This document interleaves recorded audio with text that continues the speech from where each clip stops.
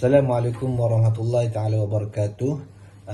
Saya Muhammad Nur Hakimin bin Abdul Rahman, nombor metrik 290627. Terlebih dahulu saya kumpulan kami ni terdiri daripada 4 orang, iaitu salah seorang Encik Muhammad Salahuddin Anwar, kemudian Muhammad bin Ahmad, dan seterusnya ialah Puan Nur Hidayah binti Syahri. Jadi kumpulan kami memilih agensi untuk tugasan kumpulan ni ialah Jabatan Kastam Diraja Malaysia. Okey. Seperti yang kita maklum, Jabatan Kastam Diraja Malaysia ni merupakan salah satu agensi penguatkuasaan yang terletak di bawah Kementerian Kewangan lah di Malaysia. Jadi peranan utamanya ialah pertama sekali dia mengutip hasil negara. Yang kedua ialah mengawasi ekspor import. Seterusnya ialah mencegah penyelundupan bagi keselamatan, dan seterusnya ialah memastikan kelancaran perdagangan lah. Okey.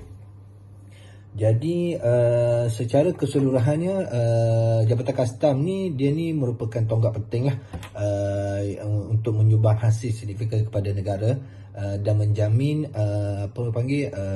kestabilan ekonomi serta keselamatan perdagangan. Jadi keberkesanannya tu terletak pada kecekapan operasi dan kebolehan adaptasi terhadap persekitaran semasa. Okey, seterusnya saya nak menyentuh dalam bab diagnosis organisasi lah. Okey. Dalam ni kita nak sentuh pasal Jabatan Kastam Diraja Malaysia ni dia menghadapi 4 cabaran kritikal dalam usaha transformasi dan pembangunan organisasi lah. Jadi 4 cabaran tu terdiri daripada isu strategi, isu teknostruktur, isu proses manusia, dan isu pengurusan manusia lah. Okay. Yang pertama ialah isu strategi. Okay, dalam isu strategi ni dia nak menyentuh tentang cabaran digitalisasi dan integrasi sistem. Okay. Dalam konteks pentadbiran kastam moden, transformasi digital ni merupakan penentu utama kepada kecekapan operasi, integriti data dan daya saing organisasi. Namun seperti banyak negara lain, agensi kastam di Malaysia ni masih menghadapi isu ketergantungan kepada sistem legasi yang berasingan dan tidak disepadukan secara menyeluruh. Okay. Jadi dalam isu strategi ini dia nak menyatakan bahawa kebergantungan kepada sistem legasi yang tidak disepadukan tu dia akan menghalang kecekapan operasi dan daya saing lah. Okay. Seterusnya isu teknostruktur. Okey, dalam isu teknostruktur ni dia berkenaan tentang struktur organisasi, hierarki dan aliran kerja tidak fleksibel. Okey, seperti yang kita maklum bahawa struktur organisasi ni dia memainkan peranan penting dalam menentukan kecekapan sesuatu agensi penguatkuasaan. Jabatan Kastam Diraja Malaysia ni dia mempunyai banyak seperti banyak agensi sektor awal lain, iaitu mempunyai struktur hierarki yang berlapis dan berpusat. Walaupun struktur ini sesuai untuk pengawalan dan pematuhan, ia menjadi kurang fleksibel dalam era digital yang memerlukan agility, penyelarasan fungsi dan pembuatan keputusan yang pantas. Okey. Apa yang dia kata di sini secara ringkasnya ialah struktur organisasi yang hierarki dan berpusat ni dia akan menyebabkan aliran kerja tu akan menjadi perlahan, lembab, kaku dan mengurangkan agility dan melambatkan dalam proses buat keputusan lah. Okay. Seterusnya tentang isu proses manusia. Okay, isu proses manusia ni dia berkenaan tentang komunikasi dalaman tidak berkesan dan budaya silo.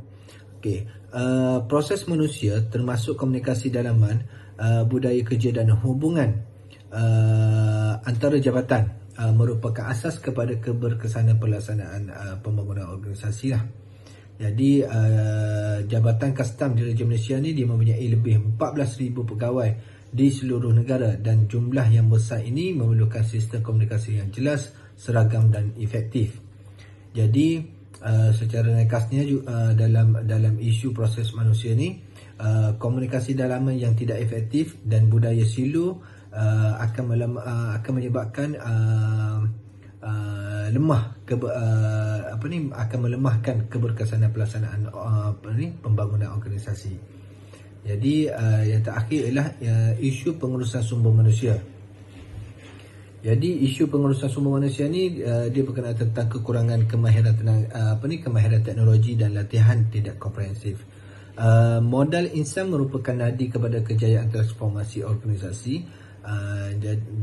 Dalam pentadbiran custom model, pegawai perlu mempunyai kemahiran teknikal seperti analitik data, pengurusan risiko digital, keselamatan cyber dan penggunaan sistem deklarasi elektronik. Secara ringkas yang untuk poin yang terakhir ni ialah dia nak menyatakan bahawa kekurangan kemahiran teknologi ni serta program latihan yang tidak komprehensif, dia akan menghalang kesediaan modal insan tu untuk pentadbiran custom model. Jadi setakat itu saja daripada saya. Assalamualaikum, nama saya Muhammad Salahuddin bin Anwar, nombor metrik 290615. Saya akan menyambung berkenaan cadangan intervensi menurut isu pembangunan manusia. Jadi kita akan membincangkan cadangan intervensi yang dirangka berdasarkan 4 kategori utama. Pertamanya berkenaan intervensi strategik, yang kedua teknostruktural, ketiga proses manusia, dan keempat pengurusan sumber manusia. Jadi cadangan ini disesuaikan oleh Kastam Diraja Malaysia untuk meningkatkan keberkesanan operasi, menyokong transformasi digital dan memastikan organisasi Kastam ini kekal relevan dalam persekitaran perdagangan global yang semakin kompleks. Seterusnya kita pergi kepada cadangan intervensi strategik melalui pembangunan sistem Custom Digital Integrated System ataupun dikenali dengan CDIS, yang mana intervensi strategik menumpukan kepada pembangunan sistem digital bersepadu yang dapat menggantikan sistem legasi yang berselerak dan tidak berintegrasi. Jadi CDIS ni dicadangkan sebagai satu platform menyeluruh untuk menggabungkan keseluruhan proses operasi custom, termasuk pengisytiharan barang, audit, profil risiko, maklumat risikan, pemeriksaan lapangan dan juga rekod transaksi. Seterusnya adalah intervensi teknostruktur yang bertujuan untuk penyusunan semula struktur organisasi. Intervensi teknostruktur untuk memperbaharui struktur organisasi custom yang masih bergantung kepada hierarki berlapis-lapis dan amalan silo. Amalan silo ni merujuk kepada jabatan ataupun organisasi bekerja secara berasingan. Maknanya mereka tidak berkongsi maklumat dengan pihak luar lah. Jadi penyusunan semula melalui pendekatan delayering diperlukan untuk mengurangkan peringkat kelulusan yang panjang dan membolehkan pegawai barisan harapan membuat keputusan secara lebih cepat. Intervensi proses manusia memberi tumpuan kepada komunikasi dalaman, hubungan kerja dan dinamika kumpulan. Diagnosis awal mendapati komunikasi pengurusan tertinggi dan pegawai pelaksana kurang berkesan, menyebabkan salah faham SOP, konflik peranan dan tekanan kerja. Oleh itu, program komunikasi dalaman dan pemerkasaan pasukan dicadangkan bagi meningkatkan kefahaman, kerjasama serta budaya kerja yang lebih positif. Seterusnya adalah intervensi sumber manusia, iaitu memberi fokus kepada pembangunan kompetensi pegawai selaras dengan keperluan operasi moden. Penubuhan Custom Digital Academy, iaitu CDA, dicadangkan untuk menyediakan latihan dalam bidang analitik data, kecerdasan buatan, keselamatan cyber, forensik digital dan teknologi blockchain Inisiatif ini bertujuan memperkukuhkan kemahiran digital dan meningkatkan daya saing pegawai di dalam JKDM itu sendiri. Dari segi penilaian risiko, pelaksanaan intervensi pembangunan organisasi memerlukan penilaian risiko yang teliti bagi mengenal pasti cabaran seperti rintangan terhadap perubahan, kekangan sumber dan jurang kemahiran. Langkah mitigasi termasuk komunikasi perubahan yang jelas, latihan berterusan, sokongan pengurusan serta pemantauan berkala bagi memastikan keberkesanan pelaksanaan. Assalamualaikum, nama saya Muhammad, nombor matrik 290643. Saya akan menerangkan tentang halangan dan penambahbaikan.